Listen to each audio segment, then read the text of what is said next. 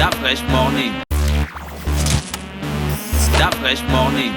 Sur les 104.5 Urban FM et la station urbaine, on fait un big up spécial à Krasli Lingema, à Cyril Giovanni Ngoy, à Pépita l'amoureuse, à Sébastien Bottari, Robert Obian qui nous écoute en streaming sur notre page Facebook. Voilà, vous pouvez nous écouter en streaming sur notre page Facebook. Ce matin, restez connectés sur les 104.5 Urban FM, la station urbaine pour le Da Fresh Morning. Géna, tu nous parles de signalétique, c'est ça?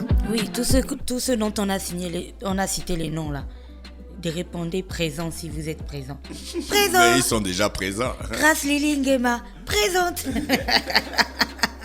Regarde, tu as vu, ils envoient des cœurs. Après, on dit Cyril Giovanni, présent. Sébastien Bottari, présent. Alors, bonjour tout le monde. Et comme je disais, oui, aujourd'hui, on parlerait donc de signalisation routière. Et la signalisation routière désigne l'ensemble des signaux conventionnels implantés sur le domaine routier et destinés à assurer quoi? La sécurité des usagers de la route, soit en les informant des dangers et des prescriptions relatives à la circulation, ainsi que des éléments utiles à la prise de décision, soit en leur indiquant des repères et des équipements utiles à leur déplacement. Donc, si vous avez fait le... J'ai vu, ils répondent présent. Si vous avez déjà fait des cours si vous avez déjà fait un cours de code de la route ou tout simplement un cours de conduite, ou si vous êtes tout simplement un piéton, je pense que en primaire ou au lycée on nous apprenait ça, même lorsque tu as envie d'avoir un vélo, on apprenait quand même à déchiffrer la signalisation routière. Donc vous connaissez déjà certains de ces signaux. Il y a bien sûr ce qu'on appelle le marquage au sol.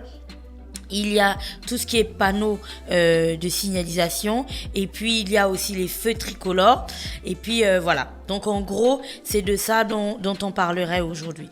Pourquoi est-ce que la signalisation est importante? Je pense que on l'a un petit peu dit en amont lorsqu'on faisait l'introduction. La signalisation est importante parce que, comme je le disais, elle permet soit d'indiquer donc aux usagers que nous sommes, que vous soyez un piéton ou un conducteur, l'attitude à avoir quant à une situation quelconque. Par exemple, un panneau qui limiterait la vitesse à 30 km/h, quand tu arrives dans cette zone, le panneau, en fait, sans pour autant que quelqu'un ne te parle, le panneau te dit qu'à cet endroit, tu dois rouler à 30 km/h. Lorsque tu es un piéton, par exemple, et que tu es en train de marcher, tu vois un marquage au sol, le marquage au sol te dit que sur toute cette voie, c'est à cet endroit que tu dois traverser, parce que c'est cet endroit qui te garantit le maximum de sécurité. Tu vois, donc c'est en ça que sert la signalisation routière. Après, tu as les feux tricolores qui te disent que si c'est vert, écoute, toi le conducteur, tu peux passer, et puis toi le piéton, vas-y, attends. Si c'est rouge, toi le piéton, tu peux traverser, toi le conducteur, tu attends, et ainsi de suite, tu vois.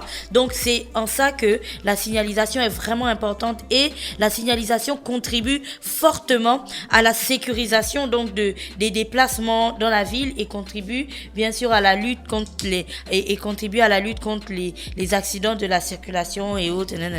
Je vous vois venir, vous êtes certainement en train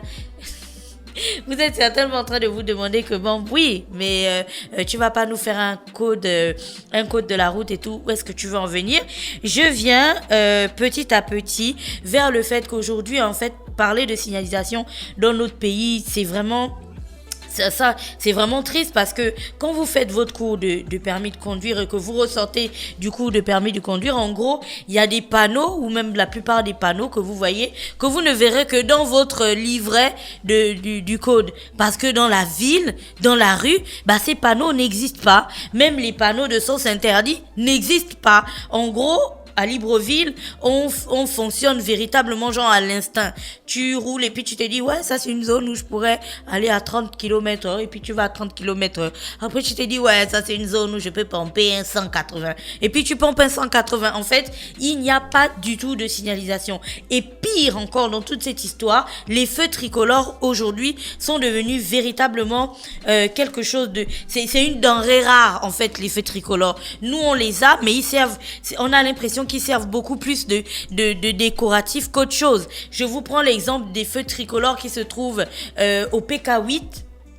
Donc, c'est au PK8, c'est ça. Il y en a il y en a au PK8 à l'espace qu'on appelait Chocho, sur la nouvelle voie que l'on a faite qui va vers Coq. Donc, au niveau de l'espace qu'on appelait Chocho, il y a des feux tricolores, mais vraiment imposants qu'on a mis à cet endroit. Mais tenez-vous bien, il ne fonctionne pas. Et puis, quand vous allez tout droit vers le PK9, avant le PK9, il y a un espace là qu'on appelle Clando. Là aussi, on a mis des feux tricolores. Et tenez-vous bien, il ne fonctionne pas. Après, bien sûr, vous avez les feux tricolores comme celui de Nombakele, où il y a des espaces, tu vois, les feux où ils sont rouges, où ils sont verts, où ils sont oranges. Mais il y a vous voyez les petites boules qui donnent la couleur au feu. Bah, ça n'existe plus. Donc, en fait, quand ça s'allume du style, on dirait une ampoule de la maison. Tu peux pas savoir si c'est rouge, si c'est vert, si c'est orange. Non, c'est vraiment à l'instinct, en fait. Il faut avoir un petit peu, il faut réfléchir à ça. Tu es là quelques instants et puis tu te dis, ah tiens, peut-être que là, c'est passé au vert. Et puis tu avances un petit peu et puis tu essaies de voir. Et puis il y a le feu de Estefo qui, lui, est complètement off depuis un temps. Il fonctionne pas. Et puis tu sais que Estefo, c'est un grand carrefour. Et puis là, les gens fonctionnent véritablement à l'instinct, quoi. Après, tu as aussi celui des akébés. On avait déjà parlé de ce feu ici. Celui des akébés, parfois il perd ses couleurs, ou parfois il y a une grosse bouche d'égout qui est ouverte pile poil au niveau du feu. Et puis il n'y a pas d'éclairage à cet endroit la nuit. Donc les véhicules peuvent pas savoir qu'il y a un gros trou complètement ouvert au milieu de la route. Donc tout le monde fait tomber sa roue à l'intérieur. Les petites voitures cassent leur mécanique et puis les gros bolides arrivent à s'en sortir. Bref, c'est une petite photographie de l'environnement routier dans lequel nous évoluons en ce qui concerne les feux tricolores. Après, bien sûr, à côté de ça, vous avez les marquages au sol, donc les passages cloutés. Vous savez, les passages cloutés, il y en avait au 9 étages. Il n'en existe plus. Il y a des établissements scolaires où, proche de l'établissement scolaire 1, vous n'avez pas un panneau qui vous indique que c'est une sortie d'école, donc ralentissez. Vous n'avez pas non plus de marquage au sol pour que les gens puissent traverser. En gros, à Libreville, on fonctionne vraiment à l'instinct. Pourquoi est-ce que je fais cette rubrique aujourd'hui? Parce que je pense qu'on est sorti d'une semaine véritablement morbide. Je pense que c'était la semaine dernière ou ce début de semaine. C'était vraiment une semaine morbide où on a encaissé. Ça veut dire quoi? Morbide, c'est que il y a eu beaucoup de morts en fait, mais tu vois qu'on c'est pas bien, quoi, qu'on c'est vraiment sanglant. Voilà. Donc on est sorti d'une semaine véritablement tragique où on a eu tous ces cadavres, tous ces accidents, même si à certains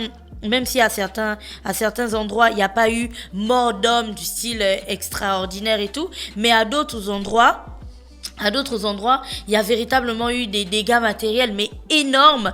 Et c'est en ça qu'on avait envie de s'intéresser sur la circulation à Libreville, au-delà du fait qu'il y ait beaucoup de personnes qui fonctionnent sans permis de conduire. Et là encore, on fait un coucou à nos agents, à nos partenaires, les agents de force de police nationale, pour arrêter toutes les personnes qui n'ont pas leur permis de conduire. À côté de ça, vous avez aussi une ville, en gros, qui n'a aucune signalisation routière, ou du moins très peu de signalisation routière. Donc du coup, on ne devrait pas être surpris en fait qu'il y ait des accidents à gauche, à droite, parce que les gens n'arrivent pas à déterminer leurs priorités. On ne sait pas que là il y a un sens giratoire, on ne sait pas que là par exemple la route va être en zigzag, on ne sait pas qu'à cet espace il faut ralentir, à l'autre espace voilà ce qu'il faut faire, et là il faut marquer un stop et ainsi de suite. On ne sait pas que cette voie est un sens interdit. On n'a aucune idée sur comment les choses fonctionnent, et pour couronner le tout, on a l'impression qu'il y a zéro entretien du tout. Les routes se défoncent les unes les autres, mais il y a des trous énormes un petit peu partout. Et puis on les laisse comme ça continuer à se dégrader. Et puis tu as d'un autre côté des outils en fait qui sont utiles à la circulation qui ne fonctionnent pas du tout. Et puis là encore, question d'entretien, il y a personne qui vient dire que écoutez, on va ranger ce feu, on va le mettre en état, on va le mettre de cette manière et ainsi de suite. Donc c'est cette rubrique que l'on avait envie de faire ce matin. Et puis vous comprenez comprenez pourquoi cette rubrique est faite aujourd'hui. Parce que bien sûr, on va recevoir en invité dans le Da Fresh Morning ce matin le ministre Arnaud Nganji qui est en charge donc des infrastructures et des travaux publics. Ce sera l'occasion de discuter avec lui de tout ceci. C'est aussi l'occasion pour nous de vous faire un petit bigot. Si vous avez une question à lui poser, n'hésitez pas, vous l'écrivez directement sur notre page Facebook et on se fera un plaisir de lui poser toutes vos questions ce matin. C'était tout. Rappelez que je porte bien ma médaille ce matin, ma médaille que j'ai dit que je devais porter tous les jours. Voilà. Merci Gina qui est avec nous ce matin sur les 104.5 Urban FM, la station urbaine, pour le petit clin d'œil civique. On reste connecté, on se retrouve juste derrière. Ce matin, on a beaucoup d'invités, comme tous les vendredis d'ailleurs, dans le Da Fresh Morning. Da Fresh Morning.